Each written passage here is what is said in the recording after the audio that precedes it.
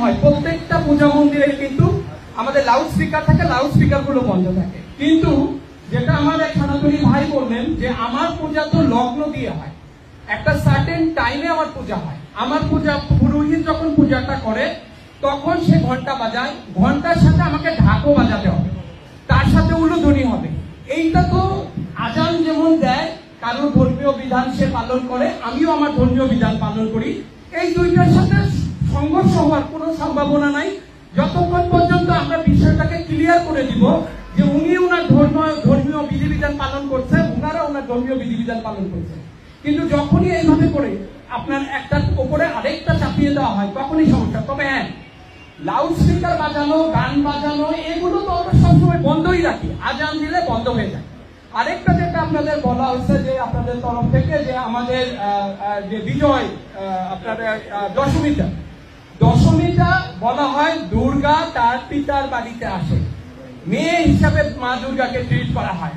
আমি চাইলেই সাত সকালে আমার বাড়ির মেয়েকে, আমার বাড়ির মাকে ওইভাবে বের করে দিতে পারবো না। সরি টু সে, আমাদের একটা সময় আছে, আমরা সেই সময় করব। আপনারা প্রশাসনের লোক আছেন, ভালো লোকের অভাব নাই, দুষ্ট লোকদের ওইভাবে করে বারবার বলে উৎসাহ দেওয়া হয়। আমরা আমাদের কাজ করব, আমরা চাইব আপনারা আমাদের পাশে থাকেন সুস্থ পর্যন্ত। আজকে স্বাধীনতা ৫৩ বছরে যদি কিছু না হয়ে থাকে, এখন কেন আমাকে দুপুরবেলা বিসর্জন দিতে হবে? আমি যদি আজকে দুপুরে দেই, কালকে হয়তো দাঁড়িয়ে আসবে সকালে দিতে, তারপরে হয়তো কেউ কি বলবে আপনি আগের দিন রাতেই দিয়ে যান। এইভাবে করে পূজা করা যায় না। আপনি যদি মানেন যে এইটা আমার সাংবিধানিক অধিকার, আমার ধর্মীয় বিধি বিধান মোতাবেক আমাকে কাজ করতে দিতে হবে। আপনারা তো আছেনই ওর জন্য যেন শান্তি বিধান হয়। আর প্রশাসনিক যে আপনার নিরাপত্তার যে ব্যাপারটা আমি বলবো, দেখেন আমার বাড়িতে 5 জন মানুষ, আমরা দুর্গাপূজার আয়োজন করি 100 বছরের বেশি। আমি ছোটবেলায় যখন দেখেছি আমাদের রাস্তার উপরে মন্দির থাকতো, একটা ভাঙা বেড়া দেওয়া থাকতো, কেউ কোনোদিন ওইখানে একটা ছোট ইট তো মেরে দেখেন। আমাদের এখানে কালচারটা এরকম না। কিন্তু যতদিন যাচ্ছে নিরাপত্তার কথা বলে আমার বাড়িতে 8 জন মানুষ যায়, 8 জন আনসার পুলিশ সহ মানুষ যে যায়, আমি তাকে কোথায় থাকতে দিব, কোথায় খেতে দিব, কিভাবে করব, তার সাথে অ্যাডজাস্ট করাটাই তো আমার জন্য ডিফিকাল্ট হয়ে যায়। কারণ প্রত্যেকটা মানুষের, উনি তো একজন মানুষ, আমার বাড়িতে পূজা হচ্ছে, ওনার জন্য একটা আয়োজনের ব্যাপার থাকে।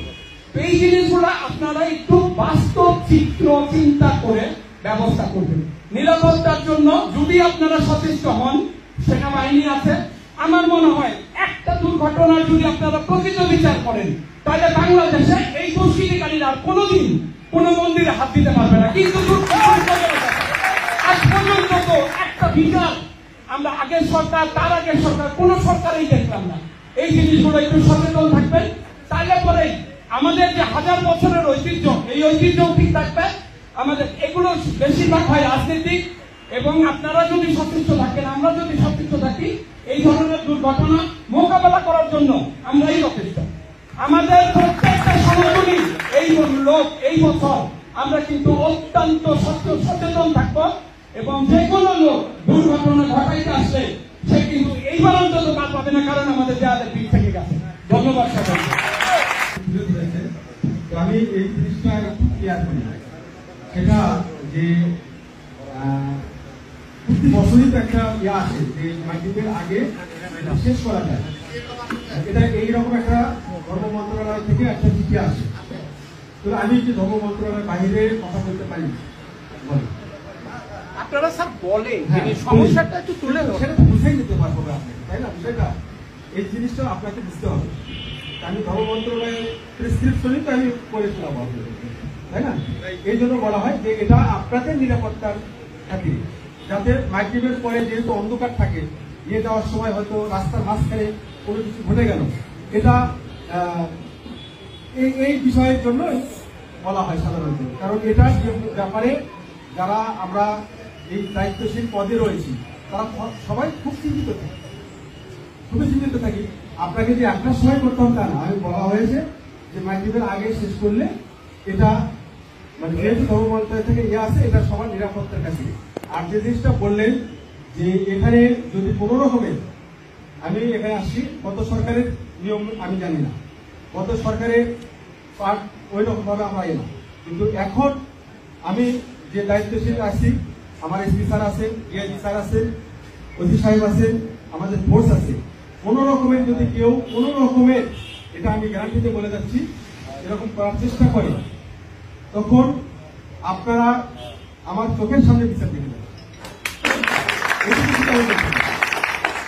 আমার চোখের সামনে সেই বিচার দেখে যাবেন। কারণ কোন রকমের আমরা সব সময় সব ধর্মের লোকদেরকে শ্রদ্ধা দিয়ে থাকি, বিশেষ করে আপনাদের বেলায় এটা আরো আমরা বেশি সিনসিয়ার থাকি, যার কারণে আমাদের 5ই আগস্টের পরে দেখেন বিষয় না। তো এটা আমি বলেছি যে 2 মিনিট বা 3 মিনিট যে আদানটা হয় এই সময় পূজা করতে আমি নিষেধ করি।